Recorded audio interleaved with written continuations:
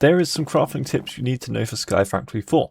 First of all, if you make a crafting table, as per usual, and then put it again in your crafting, you'll make a crafting station. If you place this station down next to chests, then you can actually access the stuff in the chests from within the crafting station.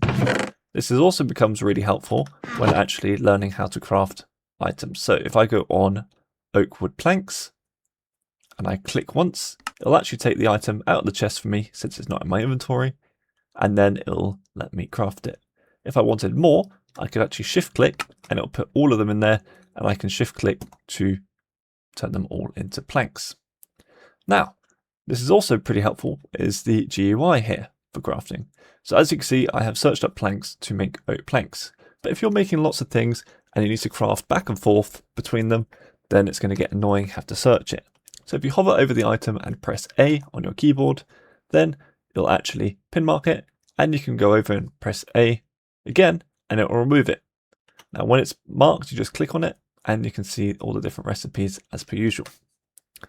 Finally, what you can do in crafting in this game is you can actually fix and repair your tools and weapons.